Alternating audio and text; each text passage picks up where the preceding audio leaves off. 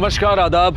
मैं Anoop Soni crime petrol सतर्क के ब्लैक हेडलाइंस अध्याय के आज के एपिसोड में आप सबका स्वागत करता हूं। आज इस ब्लैक हेडलाइंस की कड़ी में हम आपको एक ऐसा केस दिखाने जा रहे हैं जिस तरह के जुर्म की और जुर्म के मकसद की कोई कल्पना भी नहीं कर सकता।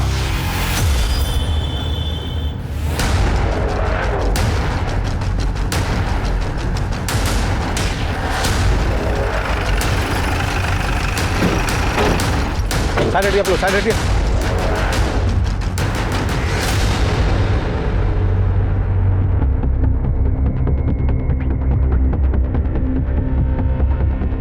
मिश्रा सर। आसपास देखो, इस औरत की कोई आईडी प्रूफ या मर्डर वेपन मिलता है तो। Okay sir. शुक्ला सर। आप लोगों में से किसी ने कुछ देखा? नहीं सर। इस औरत को जानते हो आप लोग? यहीं की है या कहीं और की है? मालूम से सर। ये औरत शायद प्रेग्नेंट थी सर। इसका सिर्फ पेट काटा गया है और चेहरे को भी काटा गया है, और पेट शायद इसीलिए काटा गया है क्योंकि बच्चों को बाहर निकाला जा सके, और बाकी बॉडी पे घसीटने के अलावा और कोई चोट के निशान नहीं है सर। घाव और बॉडी की कंडीशन को देखकर ये लग रहा है कि ये मर्डर पिछले 24 घंटे के अंदर हुआ है सर। शायद चेहरा इसीलिए बिगाड़ा गया है ताकि इसकी पहचान ना हो सके।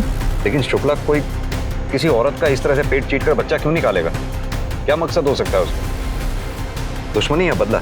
एक काम करो, आसपास और अच्छी तरह से चेक करो, शायद इसके बच्चे को कहीं आसपास ही फेंका हो।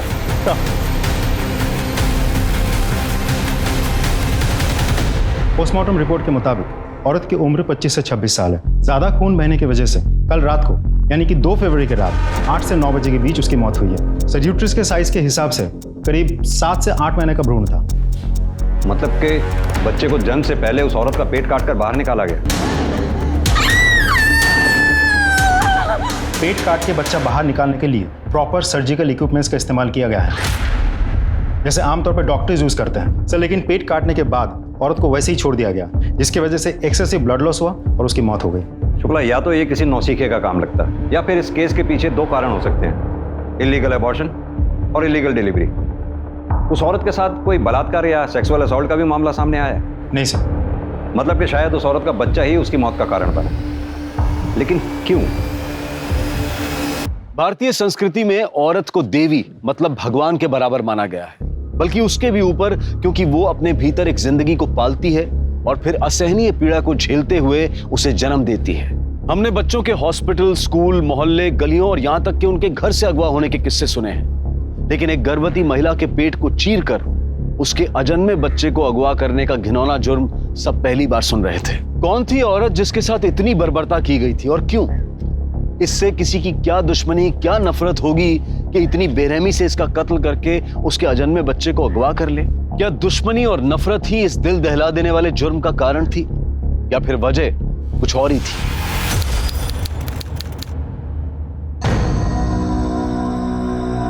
इंस्पेक्टर साहब कहाँ? बहुत जरूरी काम है मुझसे। कहाँ है इंस्पेक्टर साहब? और सिग्नेचर मैंने ले लिया।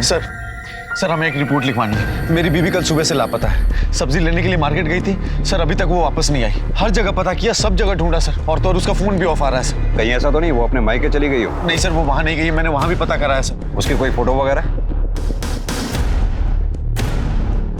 उनका किसी के साथ कोई झगड़ा, कोई दुश्मनी? नहीं सर, ऐसा कुछ भी नहीं है। बहुत सिंपल लोग हैं सर हम। आपसे ये किसने कहा कि सिंपल लोगों की किसी से कोई दुश्मनी या झगड़ा नहीं होता? ये भी तो हो सकता है वो अपनी मर्जी से कहीं चली गई, उसकी किसी से कोई दोस्ती या अफेयर वगैरह। सर कैसी बातें कर रहे हैं आप? सर वो ऐसी नहीं है, मेरी बीवी है, वो 7 महीने की प्रेग्नेंट है सर। 2 महीने में हमारा बच्चा होने वाला है। शुक्ला, इनकी पत्नी की डिटेल्स ले लो और छानबीन शुरू कर दो। इनकी पत्नी के फोटोग्राफ्स मार्केट में सब जगह सर्कुलेट करवा दो। लोकेशन रिकॉर्ड, कॉल रिकॉर्ड सब निकलवाओ। देखो शायद किसी ने कुछ देखा हो। चल अब आइए मेरे साथ।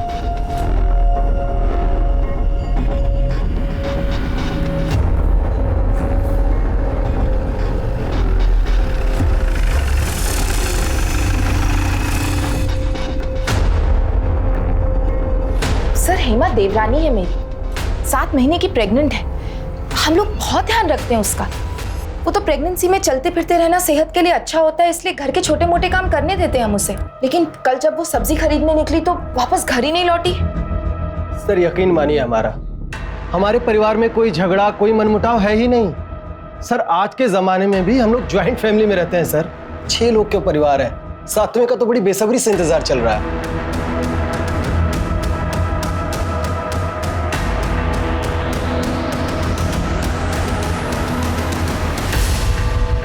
सर हमने हेमा की फैमिली, आस पड़ोस के मार्केट, हर जगह पूछताछ की है, लेकिन कहीं से कोई सुराग नहीं मिला। मार्केट के किसी भी सीसीटीवी फुटेज में वो दिख नहीं रही। उसका फोन भी घर से बाहर स्विच ऑफ हुआ है। मैंने कॉल रिकॉर्ड्स खुद चेक किए हैं, ज्यादातर घर वालों के ही नंबर्स हैं। और फिरौती के पैसों के लिए भी अभी तक कोई फोन नहीं आया। पॉसिबल है कि ये किडनैपिंग का केस ही ना हो। अब सवाल ये उठता है कि हेमा गई तो गई कहाँ? क्या अपनी मर्जी से कहीं चली गई?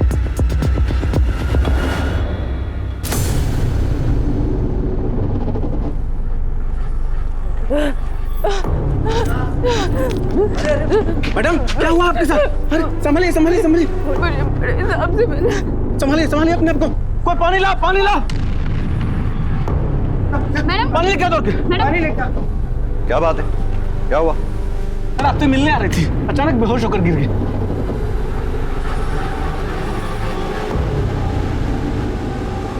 हेमा?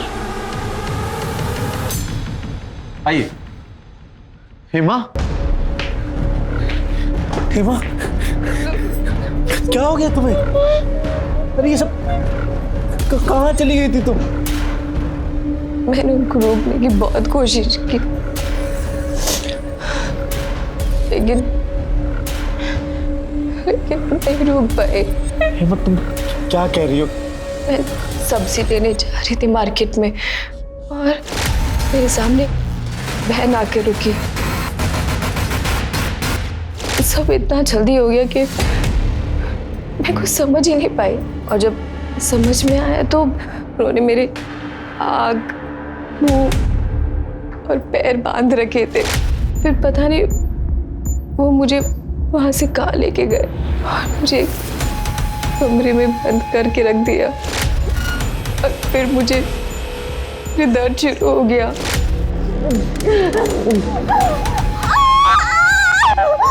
वहाँ पे एक औरत भी थी और उसने मेरी डिलीवरी वही करा दी।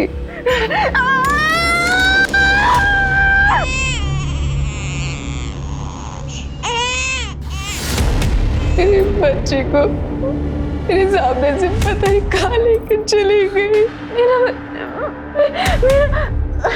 मैं बहुत चिल्लाई, मैं बहुत गिड़गिड़ाई, लेकिन किसी ने नहीं मेरी सुनी और उसी वैन से मुझे फेंक के चले गए।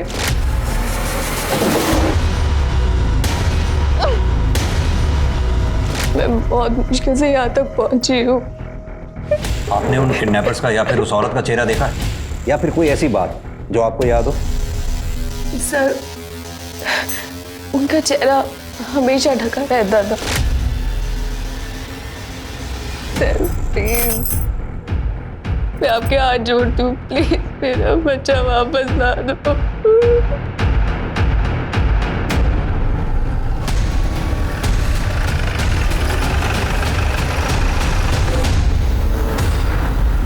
सर मुझे समझ में नहीं आ रहा कि आप हेमा का मेडिकल क्यों कराना चाहते हैं? वो ऑलरेडी इतनी परेशान है। ये जानने के लिए कि हेमा के साथ डिलीवरी के अलावा कोई मारपीट या जोर जबरदस्ती तो नहीं हुई है।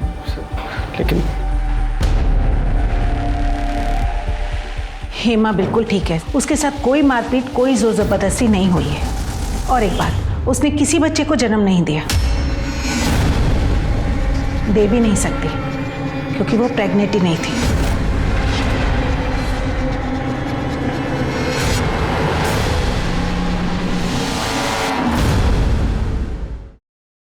सर राजेश भैया की 2 बेटियां हैं, वो बेटा नहीं दे पाए।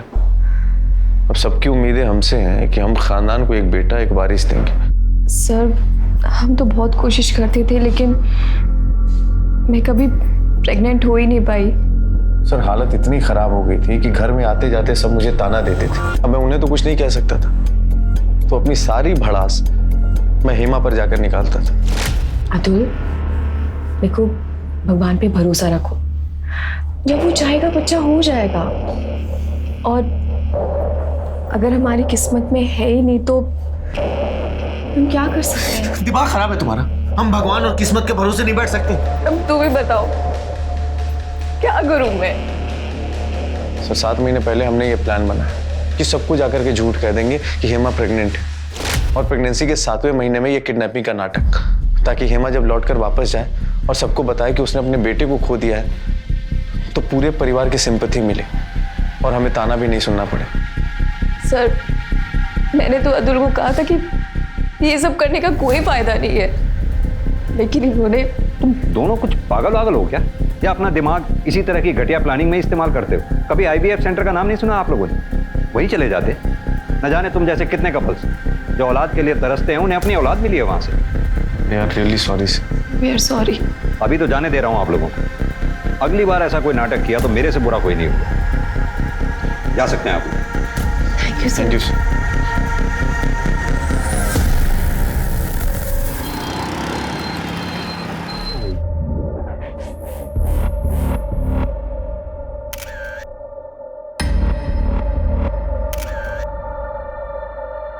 हेमा का चेहरा तो देखो कैसे चमक रहा है, पक्का बेटा ही होगा देखना।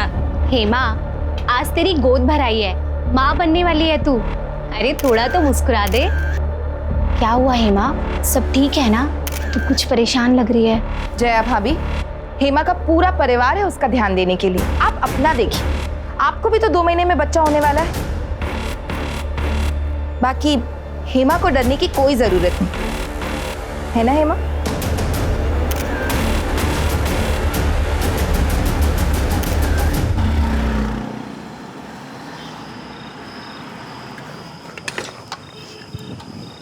सर करें तो sir please help me sir. Sir मेरी पत्नी गायब हो गई है सर। सर प्लीज मेरी मदद कीजिए। तुम वही हो ना जिसने पिछली बार भी अपनी प्रेग्नेंट बीवी की किडनैपिंग का झूठा नाटक रचा था? तुम फिर आ गए यहाँ पर। ये पुलिस स्टेशन है, कोई पंचारी की दुकान नहीं है। सर मैं कसम खा के कह रहा, मैं इस बार झूठ नहीं बोल रहा। सर आपके कहने पे IVF सेंटर पे भी गए थे हम सर। सर हेमा प्रेग्नेंट हो गई थी सर। सर वो 7 महीने की प्रेग्नेंट है। पिछली बार की तरह प्रेग्नेंट? नहीं सर, इस बार सच में प्रेग्नेंट है हेमा सर। सर आज उसकी गोद भराई की रस्म थी सर। सर आपको यकीन नहीं हो रहा ना? आज की फंक्शन की फोटो देख लीजिए आप। सर मैं झूठ नहीं बोल रहा सर। सर ये सारी फोटोज आज की हैं सर, आज सुबह की। कब गायब हुई है? सर फंक्शन के बाद दोपहर में सब लोग सोने चले गए। शाम में जब सोकर उठे तो हेमा गायब थी सर। सर हमने हर तरफ ढूंढा, और तो सर उसका फोन भी स्विच ऑफ आ रहा है। सर प्लीज कुछ कीजिए सर। ठीक है, अपनी पत्नी की फोटोग्राफ और बाकी की सारी डिटेल्स इन्हें लिखवा दो। लेकिन अगर ये इस बार भी नाटक हुआ तो इस बार तुम्हें दोनों पति पत्नी को जेल में बैठ के नाटक खेलना पड़ेगा। नहीं सर, कोई नाटक नहीं, मैं बिल्कुल सच कह रहा हूँ सर। हमें सर। जी सर। 7 महीने की गर्भवती औरत कहां जा सकती थी और क्यों? क्या इस बार उसे सचमुच किसी ने अगवा कर लिया था, या फिर पिछली बार की तरह वो खुद अपनी मर्जी से कहीं चली गई थी? झूठी किडनैपिंग के बाद हेमा के साथ क्या हुआ? सर, मोबाइल लोकेशन रिकॉर्ड के मुताबिक हेमा का फोन 1 फरवरी को शाम के 4 बजे शताब्दी नगर में स्विच ऑफ हुआ है। शताब्दी नगर? सर वहाँ करने क्या गई थी हेमा? पता नहीं सर, मैंने अतुल को भी पूछा था, उसे भी कोई आइडिया नहीं है क्या करने गई थी वो वहाँ। आइडिया नहीं है, बता नहीं रहा हूँ। खैर वो तो पता चली जाएगा। हेमा के कॉल रिकॉर्ड्स का क्या हुआ? हेमा के कॉल रिकॉर्ड्स के मुताबिक ज़्यादातर कॉल्स फैमिली मेम्बर्स को किए गए हैं, खास करके अतुल को। सिर्फ एक नंबर ऐसा है जिस पे लगातार हेमा की 1 महीने तक बात हुई थी, लेकिन हेमा के गायब होने के 1 महीने पहले बातचीत बिल्कुल बंद हो गई थी। पता करो ये नंबर किसका है। Yes sir. सर मेरी बेटी सर मेरी। आप बाहर चलिए, आप ऐसे अंदर नहीं आ सकते। सर चलिए सर, मेरी बेटी को बचा। सानिका मैडम बोलने दो, कहिए क्या बात? सर मेरी 1 दिन की बेटी गायब हो गई है सर, मेरी मदद कीजिए सर, उसे वापस ला दीजिए प्लीज सर, मेरी मदद कीजिए। सर कल सुबह सिटी नर्सिंग होम में सोनाली की डिलीवरी हुई थी और तकरीबन 11 बजे हमारी बेटी पैदा हुई थी। सर आज सुबह जब सोनाली वॉशरूम से आई तो हमारी बेटी गायब थी सर हमने सारा हॉस्पिटल देख लिया लेकिन हमारी बच्ची कहीं नहीं मिली सर।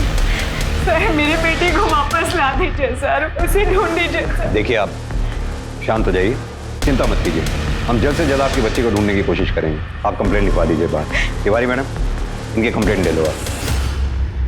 सर शताब्दी नगर में एक औरत की लाश मिली है।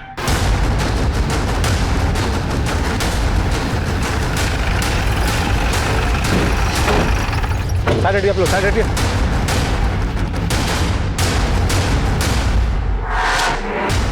पोस्टमार्टम रिपोर्ट के मुताबिक औरत की उम्र 25 से 26 साल है। ज्यादा खून बहने की वजह से कल रात को यानी कि 2 फरवरी की रात 8 से 9 बजे के बीच उसकी मौत हुई है। सर यूट्रस के साइज के हिसाब से करीब 7 से 8 महीने का भ्रूण था। मतलब कि बच्चे को जन्म से पहले उस औरत का पेट काटकर बाहर निकाला गया।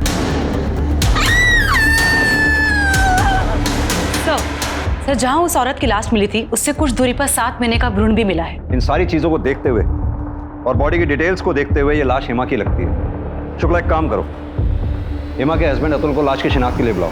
सर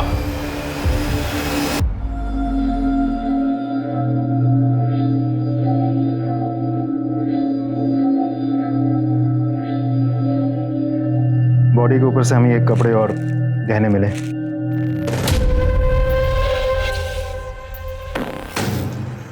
हेमा! हेमा! हेमा! हेमा! एक और बॉडी है। बच्चे की बॉडी हमें इन्हीं के पास से मिली थी। दोनों बॉडीज के ब्लड सैंपल हमने टेस्ट के लिए भेज दिए, लेकिन हम कंफर्म कर पाए कि ये बच्चा इन्हीं का है।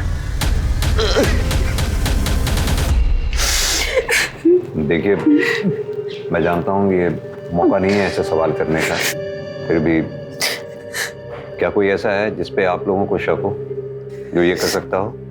सर, हम आपको पहले ही बता चुके हैं, हम बहुत सिंपल लोग हैं सर। हमारा किसी से कोई झगड़ा, कोई दुश्मनी नहीं है सर।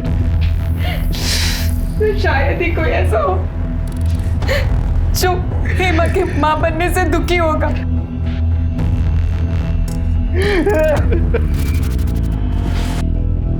शुक्ला, मेरे पूरे कैरियर में मैंने ऐसा केस कभी नहीं देखा जिसमें किसी औरत का पेट चीरने के लिए सर्जिकल इक्विपमेंट का इस्तेमाल किया गया। कातिल बच्चे को जिंदा रखना चाहता था या फिर उसे मारना चाहता था? इस हद तक वो हेमा से नफरत करता था कि उसका चेहरा तक बिगाड़ दिया। लेकिन क्यों? क्योंकि हेमा के घर वालों का कहना है ऐसा कोई भी नहीं जो हेमा और उसके बच्चे को नुकसान पहुंचाएगा। तो क्या कातिल इन तीनों घर वालों में से कोई एक है? अतुल, कहीं ऐसा तो नहीं अतुल अपनी बीवी से झूठे प्यार का और फिक्र का दिखावा हमारे सामने कर रहा हो? लेकिन सर, मुझे ये समझ में नहीं आ रहा है अतुल का मकसद क्या हो सकता है? वो अपनी ही बीवी और बेटे का मर्डर क्यों करेगा? अब ये तो पता नहीं, लेकिन पता करना पड़ेगा। शुक्ला, तुम्हें इस केस में कुछ भी अजीब नजर नहीं आ रहा? सर, अभी तक तो नहीं, लेकिन एक टीम लगातार पूछताछ कर रही है। आई एम श्योर बहुत जल्द कोई ना कोई क्लू हाथ लग जाएगा। सर, शताब्दी नगर में एक दाइमा है जो इस पूरे तहसील में घरों में बच्चों की डिलीवरी करवाती है। और सर, हेमा का मोबाइल उसके घर के पास ही स्विच ऑफ हुआ था।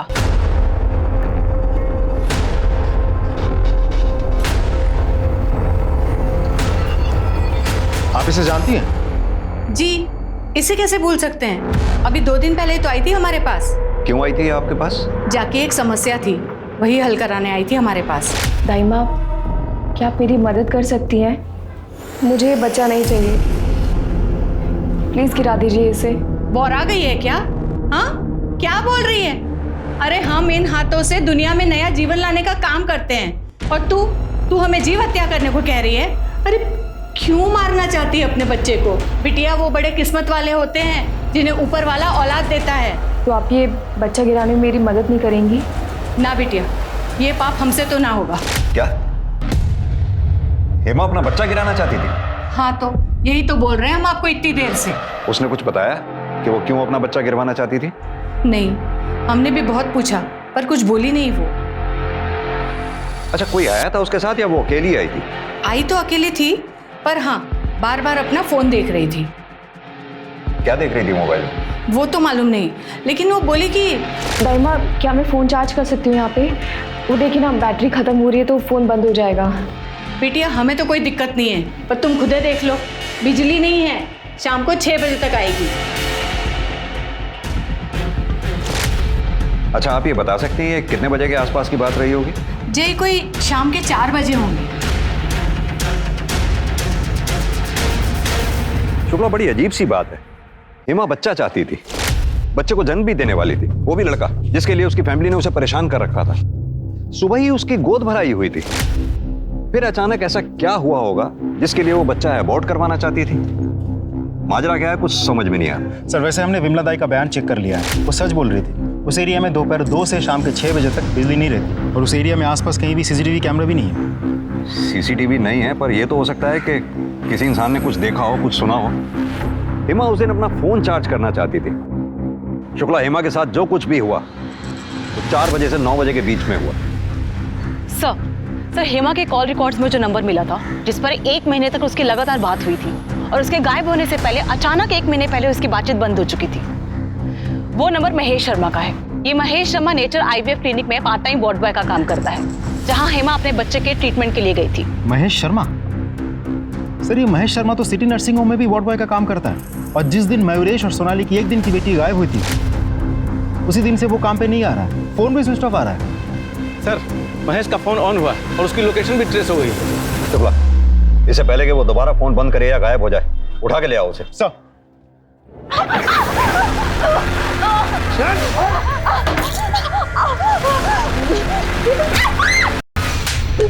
ऐसे ही मारा था हेमा और उसकी बच्ची को, ऐसे ही मारा था। बोल।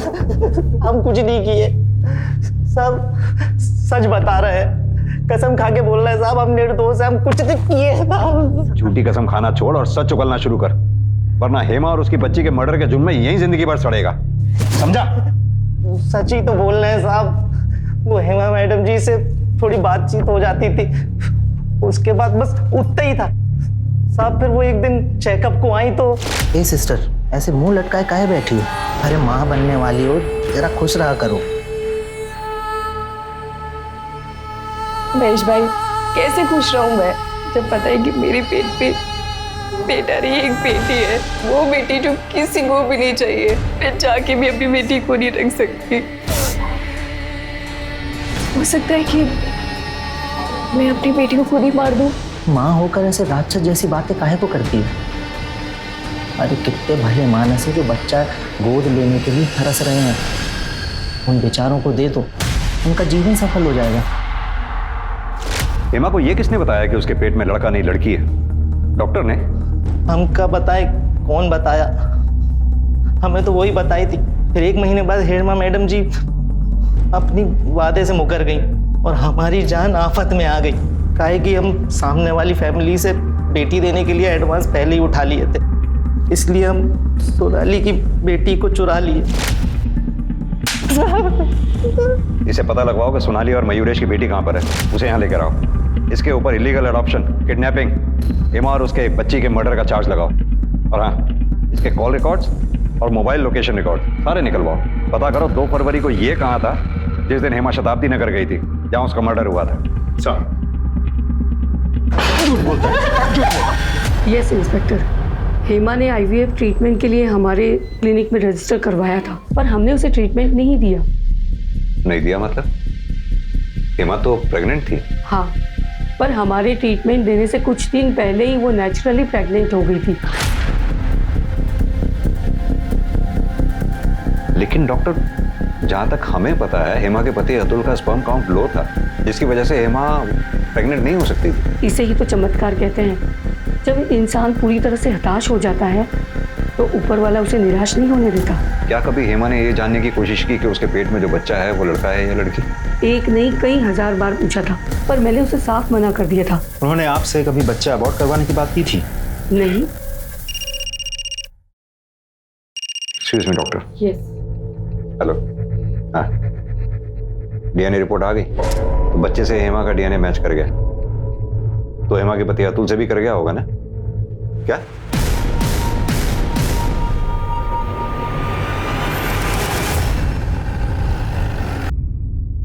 ये क्या बकवास है सर? ऐसा कैसे हो सकता है? हेमा के पेट में पलने वाला बच्चा अतुल का नहीं होगा तो किसका होगा? जरा तमीज से बात कीजिए। ऐसा मैं नहीं, DNA रिपोर्ट कह रही है कि हेमा के पेट में जो बच्चा था वो अतुल का नहीं था। हाँ तो क्या भरोसा, ये जो DNA रिपोर्ट में लिखा है वही सच है। हो सकता है कि जबरदस्ती आप ये हेमा के पेट में पलने वाला बच्चा अगर मेरा नहीं था तो वो राजेश भाई साहब का ही होगा। तो क्या पक रहा है? होश में है? थोड़ी तो शर्म कर। मुझे शर्म नहीं आ रही। अरे आपको शर्म आई थी? भूल गया जब हेमा प्रेग्नेंट नहीं हो रही थी तो आते जाते कैसे ताला देते थे? और उस दिन भाई साहब जब मैं ऑफिस जा रहा था, अरे तब तो हद कर दी थी आपने। अरे अतुल। हाँ भैया। 6 साल हो गए तेरी शादी को, है? कुछ बच्चे के बारे में सोच रहा है? तुझसे नहीं होता तो मुझे बोल, मैं करता हूँ। अतुल, वो बच्चा राजेश का भी नहीं हो सकता। अगर ऐसा होता तो DNA रिपोर्ट में राजेश का भी DNA 50% मैच होता। हेमा के बच्चे का बाप कोई और ही था। सुन लिया ना अतुल? पड़ गई ना आप कलेजे में ठंडक? ने आज अपने बड़े भाई को सबके सामने बेइज्जत कर दिया, वो भी उस भाई को जिसने कभी तुझे अपना छोटा भाई नहीं समझा बल्कि हमेशा अपना बेटा माना।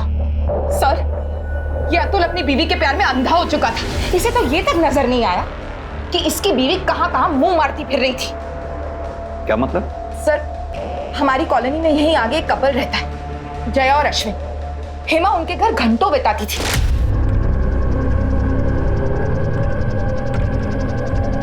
हेमा,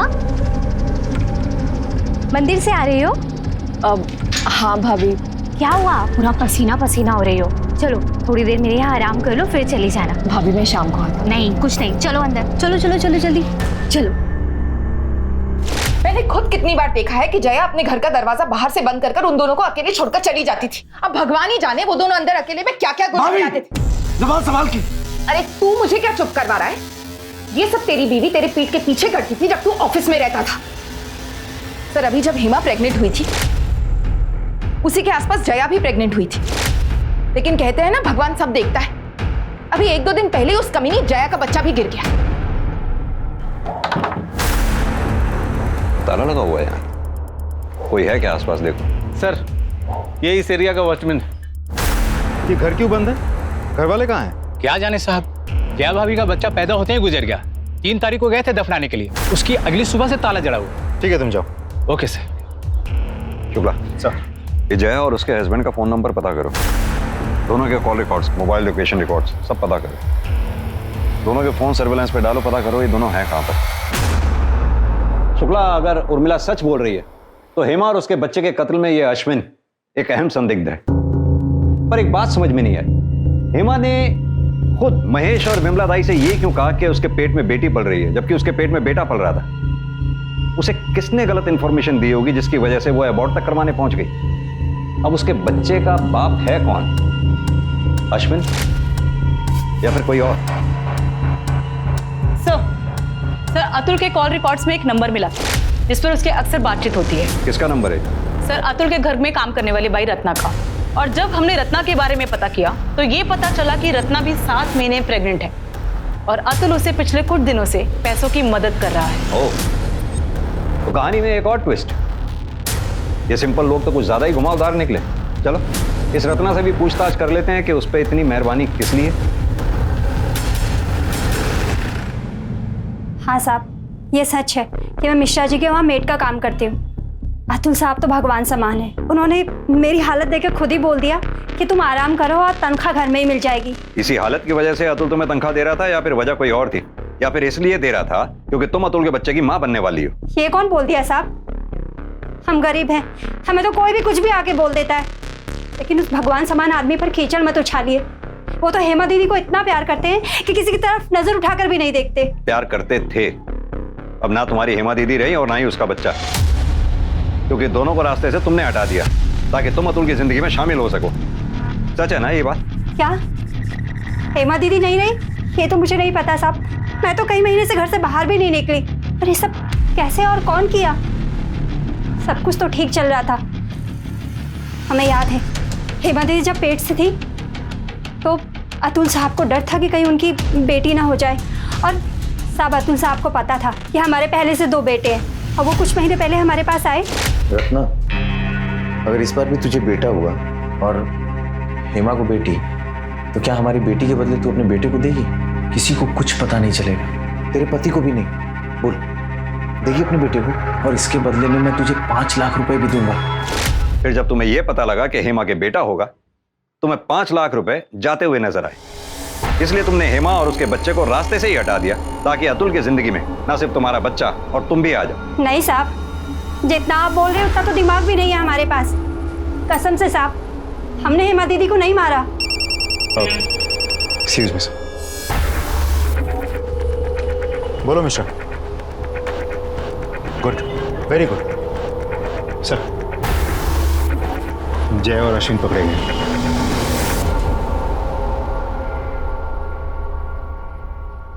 बोलो बोलो।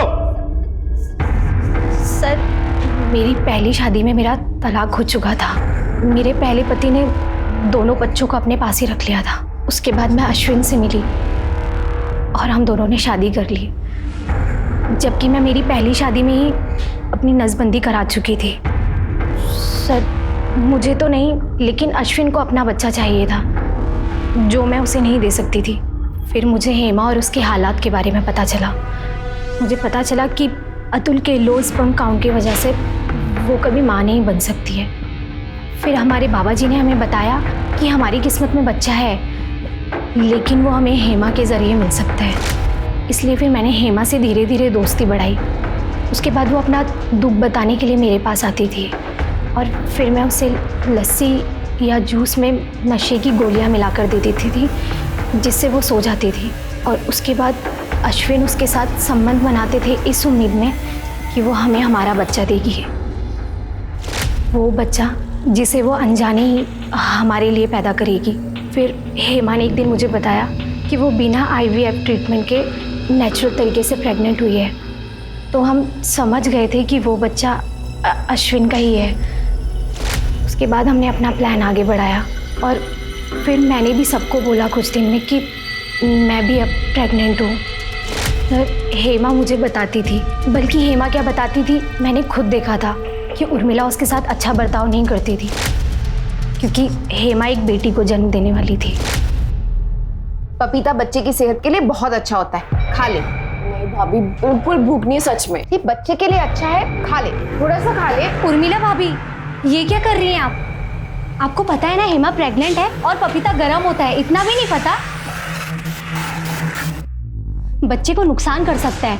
हेमा की हालत को देखकर मैंने उससे कहा कि मुझे बेटा होने वाला है, इसलिए मैं तेरी खुशी के लिए अपना बेटा तुझे दे दूंगी और तेरी बेटी मैं ले लूँगी। मैंने उसे बोला कि हमें डिलीवरी एक दिन मेरे ही घर पर करनी होगी, ताकि किसी को ये ना पता चले कि हम क्या करने जा रहे हैं। और वो ये बात सुनकर बहुत खुश हो गई। जाने अनजाने में उसने जिस चीज़ का नाटक किया था, हम उसे सच करने वाले थे। हम उसे किडनैप करते और वो गायब हो जाती। उसके बाद उसका बच्चा हम ले लेते और सबको ये बोलते कि मैंने उस बच्चे को जन्म दिया है। सर, हेमा पहले ही गायब हो गई थी। हमें डर था कि हम किसी ना किसी मुश्किल में फंस जाएंगे और इसीलिए हमने जय के मिसकैरेज का नाटक किया और एक गुड़िया को दफना दिया, ताकि लोग समझे कि वो हमारा बच्चा था। और उसके बाद हम अपने गांव में जाकर छुप गए। इतनी मर्दानगी फूट रही थी। शुक्ला, अश्विन का DNA सैंपल लो और हेमा के बच्चे से मैच करके देखो। अश्विन पे हेमा के रेप का चार्ज और इन दोनों पे हेमा और उसके बच्चे के मर्डर का चार्ज लगाओ। नहीं सर, हमने हेमा को नहीं मारा। इतनी मक्कारी की है, क्या पता कि अब भी सच बोल रहे हों।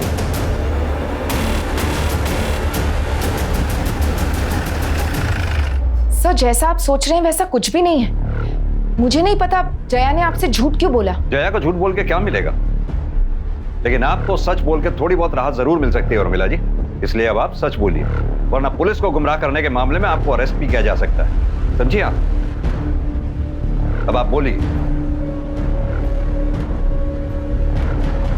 हाँ सर, मैंने हेमा से झूठ बोला था कि उसे लड़की होगी,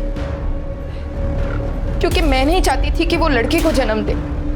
अगर उसे बेटा हो जाता तो सब कुछ उसका हो जाता। फिर मेरी बेटियों निधि और नेहा का क्या होता? पहले इनकी कोई कदर नहीं, उसके बाद तो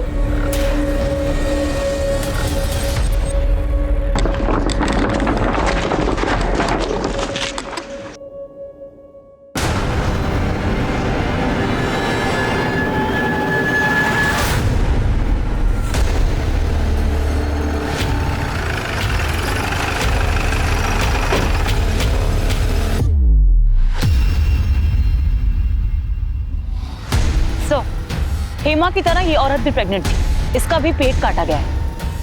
और सर, चेहरा भी उसी तरीके से बिगाड़ा गया है ताकि पहचान ना हो सके। अगर चल क्या रहा है? कौन है जो प्रेग्नेंट औरतों को इतनी बेरहमी से मार रहा है? ये तो तय था कि ये किसी एक ही अपराधी का काम था, क्योंकि दोनों महिलाओं को एक ही तरीके से मारा गया था और गर्भ से बच्चा निकालने के लिए बाकायदा सर्जिकल इक्विपमेंट्स का इस्तेमाल किया गया था और मां और बच्चे का शव भी आसपास ही पाए गए थे। ऐसा लग रहा था कि कोई जानबूझकर गर्भवती महिलाओं को निशाना बना रहा था। ये लीजिए आपकी चाय। अरे भाभी, एक मिनट में बाहर गया कि आपको शांति नहीं है। लाओ मुझे दो। डॉक्टर ने आपको मना किया ना, अंकुश भैया का जो भी काम है मैं करूंगा। मुझे बताओ। मिलिन, अरे उसका काम उसे करने दे, तू अकेले क्या क्या करेगा? क्या क्या कर सकता हूँ उसकी लिस्ट मैं आपको बाद में दूंगा। मैं जा रहा हूँ फिलहाल मार्केट आपके लिए फ्रेश सब्जियां लेने के लिए और आपके लिए फ्रूट्स लेने के लिए। तब तक आप यहाँ बैठेंगे, ठीक है? आइए, आराम से आराम से आराम से आराम से। और इनका ख्याल आप रखेंगे, ठीक है? ठीक है। कूड़े के पास जिस औरत की डेड बॉडी मिली थी उसकी फोटोग्राफ आसपास के पुलिस स्टेशन में भेज दी ना? जी सर। साहब मेरा नाम गणेश है साहब। मेरी जोरू कल सुबह से ही गायब है साहब। दोनों बेटों को बोलकर गई थी कि घंटे भर में काम से वापस आ जाएगी और अभी तक लौट कर नहीं आई साहब। अब तो उसका फोन भी बंद आ रहा है साहब। नाम क्या है तुम्हारी बीवी का? रत्ना। रत्ना? जी। फोटो वगैरह है? जी। ये देखिए सर। और कोई निशानी? साहब उसके हाथ पे गुद्दा भी हुआ है यहाँ पे।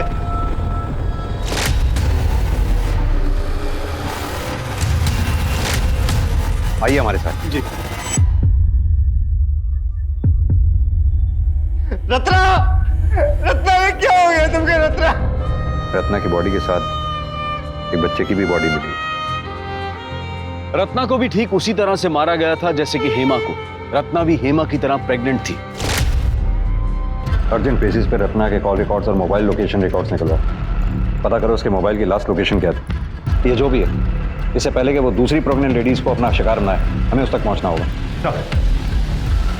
क्या रत्ना के मर्डर की वजह उसकी प्रेगनेंसी थी या फिर कुछ और? इधर अश्विन और जया पाटिल की बात सच साबित हो गई। मिसकैरेज का नाटक करके उन्होंने गुड़िया ही दफनाई थी, ये बात पुलिस इन्वेस्टिगेशन में साफ हो गई। फिर सवाल ये उठता है कि अगर अश्विन और उसकी बीवी निर्दोष हैं, तो गर्भवती औरतों का पेट चीरकर निकाले गए अजन्मे बच्चों के केस में दोषी कौन है? इन दोनों औरतों के साथ क्या और क्यों हुआ? Are you sure? सर 100%। ये देखिए, रत्ना के मोबाइल की लास्ट लोकेशन शताब्दी नगर दिखा रहा है, विमला दाइमा के घर के पास, जो कि हेमा की भी लास्ट लोकेशन थी। सर आज तक हमें ना हेमा का मोबाइल मिला और ना ही रत्ना के मोबाइल के बारे में कुछ पता चला। सर इतना सब कुछ महज एक इत्तेफाक नहीं हो सकता। चलो शुक्ला। सर क्या रत्ना मर गई? कैसे? और साहब अगर रत्ना मर भी गई है तो इसमें हमारी क्या गलती है? आपने मेरा घर क्यों उलट पुलट कर रखा हुआ है? रत्ना के फोन की लास्ट लोकेशन के मुताबिक रत्ना का फोन यहीं पे स्विच ऑफ हुआ है। अब आप ये मत कहिएगा कि उस वक्त बिजली नहीं थी, क्योंकि बिजली उस वक्त उस दिन भी थी। हाँ तो साहब हमने कब कहा कि यहाँ बिजली नहीं थी या रत्ना यहाँ नहीं आई थी? आई थी वो जांच करवाने के लिए, फिर चली गई। कहाँ चली गई? अब ये हमें कैसे पता साहब? सर ये देखिए, एक नहीं तीन फोन मिले और तीनों के तीनों स्विच ऑफ। किसके फोन है ये? जी वो हमारे बेटे के हैं, उसको अलग अलग फोन रखने का शौक है। थैंक यू सो मच भाभी, रिफ्रेश कर दिया जो उसने, इसकी बहुत जरूरत थी। शुक्ला सर, हेमा का नंबर डायल करो।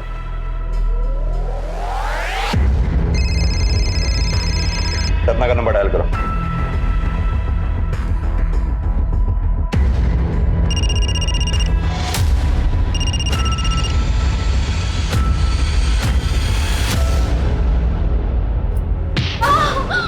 Good good.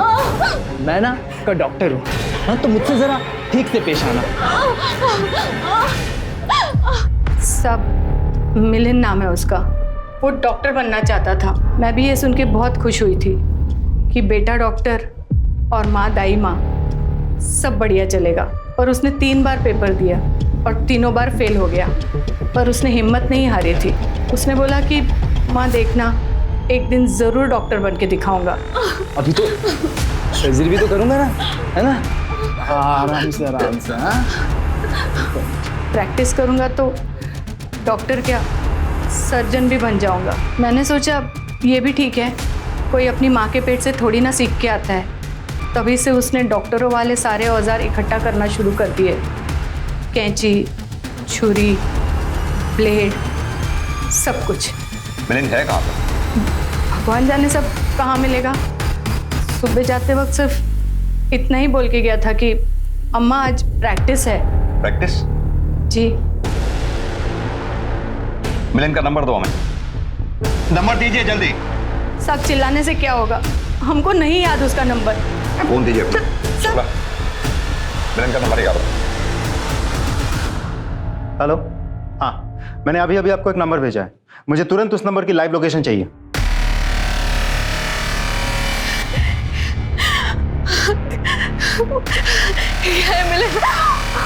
घटक जा, चल चल चल घटक जा, बस 20 मिनट, उसके बाद सब कुछ ठीक हो जाएगा। चल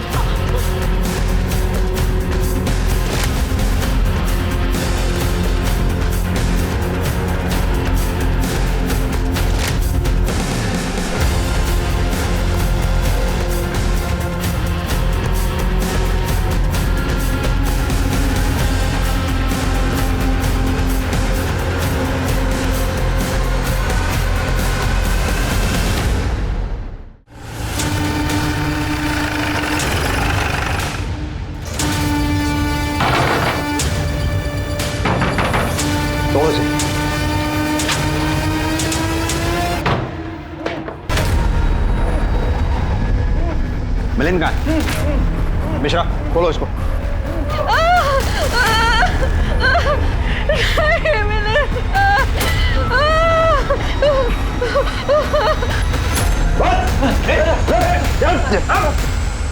चिंता मत कीजिए, आप ठीक है ना? बहुत हो गई तेरी डॉक्टरी, बाकी की सर्जरी अब जेल में करना है। क्या है? तुम चैन से यहाँ प्रैक्टिस भी नहीं करने दे रहे हो। सॉरी भाभी, मैं आपकी मदद नहीं कर पाया। आपको किसी और डॉक्टर के पास जाना पड़ेगा। इससे ज्यादा मदद की जरूरत ना तुझे। चल तेरी मदद करते हैं, चल। अगर आप बीच में नहीं घुसते तो मैं अब तक सर्जरी कर चुका होता और मनीषा भाभी एक हेल्दी बच्चे को जन्म दे चुकी होती। इस बार मेरा एक्सपेरिमेंट पक्का सक्सेसफुल होता, पर आपने खराब कर दिया, मेरा ऑपरेशन रोक दिया। हेमा को क्यों मारा? मारा? मारा नहीं सर, मैंने तो उसकी मदद की थी। वो मेरी माँ के पास आई थी बच्चा अबॉर्ट करवाने के लिए। मेरी माँ ने मना कर दिया तो मैंने सोचा मैं उसकी मदद कर देता हूँ और फिर मैंने उसका पीछा किया। क्या बोला दाई माँ ने? यही कि वो मेरी मदद नहीं कर पाएंगी। खैर छोड़, अब जो होगा देखा जाएगा। ऐसे कर तू घर चल, मैं थोड़ा सा बाजार होके आती हूँ। ठीक है दीदी।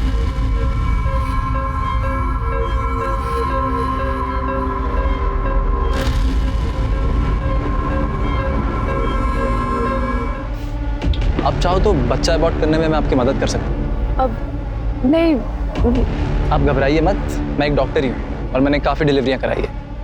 प्रोसीजर बिल्कुल नॉर्मल है और इजीली अबॉर्ट हो जाएगा। आइए बैठिए ना।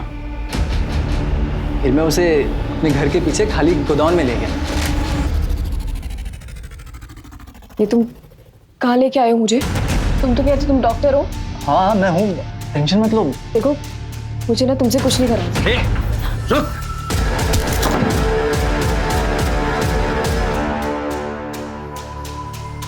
मैंने सब सही किया था, यानी उसने क्या गड़बड़ कर दी थी। खून बहना बंद ही नहीं हुआ।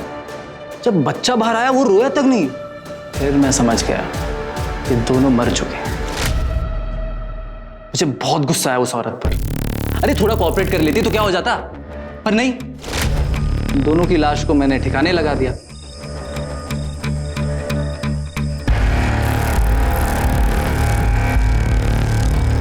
हेमा से पहले वैशाली का मर्डर किया था ना? मर्डर नहीं, सर्जरी। एक्चुअली वो मेरा पहला एक्सपेरिमेंट था। बहुत खराब काम किया था मैंने। मुझे अपने आप पर बहुत गुस्सा आया। तूने उसकी बॉडी कहाँ फेंकी? उसकी बॉडी मैंने नदी में फेंक दी थी। रत्ना को क्यों मारा? रत्ना? वो मुझसे जवाब मांगने आई। उसकी हिम्मत देखिए। उस दिन जब हम हेमादी को छोड़कर ऑटो में बैठे थे तो हम देखे थे तुम कुछ बात कर रहे थे ना हेमादी से। सच बताओ, तुम ही ने मारा ना हेमादी को? सच बता दो, नहीं तो हम पुलिस के पास जाएंगे, फिर वही निपटेंगे तुमसे। सच जानना है ना तुम्हें? हाँ। तो आओ देखो। वो मासूम औरतें जो नन्ही जिंदगी को जन्म देने वाली थीं, किसी की सनक की भेंट चढ़ गईं। हालांकि सबकी कहानी दर्दनाक है, लेकिन हेमा जिसने एक बच्चे के लिए अपने घर परिवार यहां तक के पड़ोसियों की यातना झेली, और जब वो उस खुशी को पाने जा रही थी तो एक बीमार मानसिकता ने उसका ही जीवन छीन लिया। एक ऐसे व्यक्ति ने जिसका उससे दूर दूर तक कोई संबंध नहीं था। जिंदगी की होड़, समाज और इच्छाओं के दबाव में इतना भी ना आए कि हेमा की तरह खुद जुर्म का शिकार बन जाए, और ना ही मिलिंद की तरह ख्वाहिशों के नाम पर पागलपन पाले। अब मैं अनूप सोनी आपसे विदा लेता हूं। फिर मुलाकात होगी क्राइम पेट्रोल सतर्क के ब्लैक हेडलाइंस अध्याय में एक और नए केस के साथ। और याद रखें, क्राइम और आपके बीच में सिर्फ इतना फर्क है कि आप कितने सतर्क हैं। सतर्क रहें, सुरक्षित रहें। जय हिंद।